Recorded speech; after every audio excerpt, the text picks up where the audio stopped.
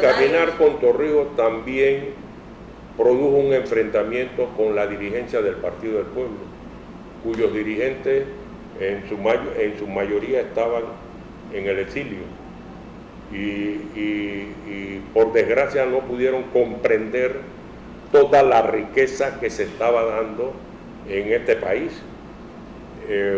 porque era un proceso atípico.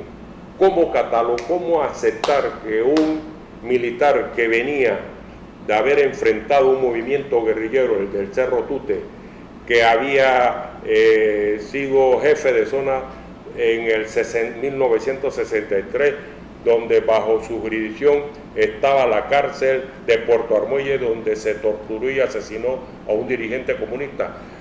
Es decir, en aquel entonces no había en la hoja de Torrijos algo que indicara que él era patriota, que él era nacionalista. Claro. Fue la coyuntura que produce este fenómeno, y ante ese fenómeno quedábamos, o seguíamos con el libreto viejo, o por el contrario, caminábamos para ahondar un proceso que recién se iniciaba y que estaba generando posibilidades de enfrentar el problema colonial. Ahora, creaba contradicciones cuando una juventud que consideraba al comandante Fidel Castro un líder, no solo de Cuba, sino un líder regional, un líder de la izquierda, se reunía con Torrijos, por ejemplo. Me imagino que se creaban grandes discusiones entre aquella izquierda que acompañaba de alguna forma ese proceso y aquella izquierda que no. No olvidemos que la lucha contra Torrijos también era financiada por gente interesada a que no se fortaleciera ese proyecto. Y algunos de esos militantes no eran tan santos. Había así una corriente de izquierda que intentaba ser ideológica, pero era la interpretación pura, eran los puretos de la iglesia, eran los que daban certificado de quién debía ser de izquierda y quién no. Ahora, los tiempos eran, digamos, todo se daba muy rápido en aquellos años, ¿no? Y me imagino que de alguna forma también toda esa formación que tenía un joven tenía que ver cómo la reproducía de manera inmediata ante lo que proponía Torrijos, ante lo que se discutía dentro de los mismos sectores estudiantiles. Y lo otro, no veamos esto en términos homogéneos. Una cosa era Torrijos y otra cosa eran los miembros de su Estado Mayor, que a pesar de la estructura vertical de ordeno y mando, había quienes tenían preocupaciones frente a la presencia de la izquierda. Allí había militares con cierto dejo anticomunista, con los cuales nosotros no teníamos ninguna relación y ni queríamos tener ninguna relación.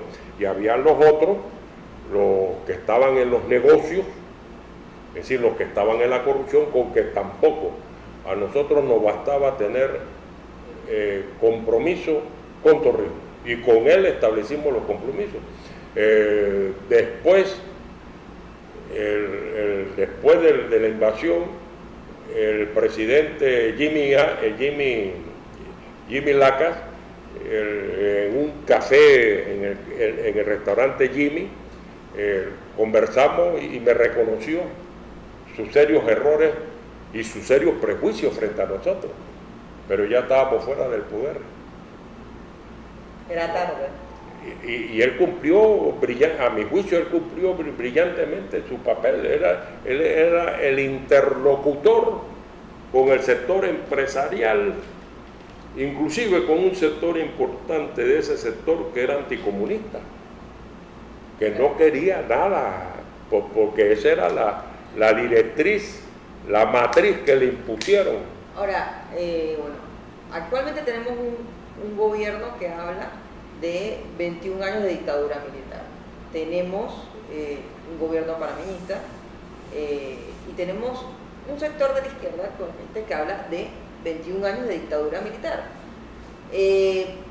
Para ellos, ¿usted cómo les explicaría que durante esos 21 años se daban grandes discusiones, no solamente a nivel nacional, sino a nivel internacional, que durante esos 21 años no solamente se le daba espacio a esta juventud organizada, de Panamá, sino a una juventud que era perseguida en el Cono Sur por dictaduras que pertenecían al Plan Cóndor. Claro. ¿Cómo se explica eso? Hombre, es sencillo. Yo personalmente establezco una distinción de esos 21 años. Torrijos es responsable de 1970 hasta su muerte, en 1981. Lo que sucedió de 1881 al 89 no es responsabilidad de él. Es más, se deforma la herencia torrijista por las ambiciones personales. 4 coroneles pactan el reparto del legado torrijista, entre ellos Roberto Díaz Herrera, Noriega, Contreras y Paredes. Ahí está, es más, lo escribieron. Y si eso terminó con la invasión, aquí hubo unas declaraciones movidas por el egoísmo de Roberto Díaz Herrera, acusando a Noriega de cosas que no eran falsas, ojo, no eran falsas, pero que no eran de su propia cosecha. Aquí estaba montado a partir de la presidencia de Reagan toda la estrategia del Irán Contra. Y el Irán Contra incluía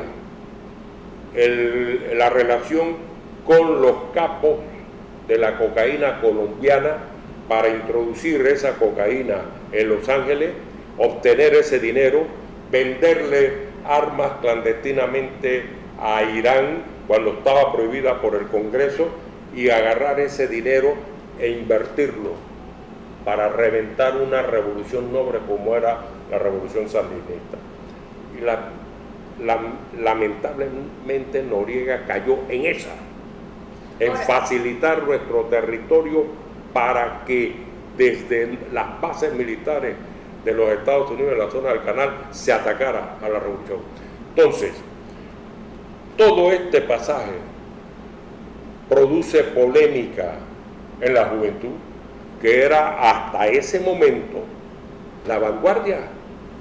Claro, ahora estuvo a la altura de las circunstancias aquella juventud con todos estos hechos que pasaban uno tras otro, no solamente aquí en Panamá, sino a nivel internacional. Éramos parte de una gran jugada, una gran estrategia geopolítica de Estados Unidos y de los grandes poderes.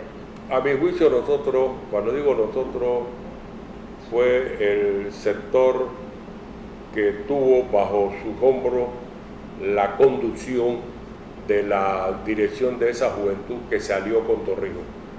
No se tuvo la madurez para distinguir lo que era la conducción de Torrijos a lo que era la conducción de los otros militares.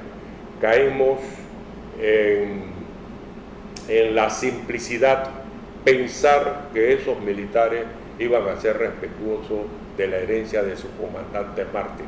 Pues no lo fue.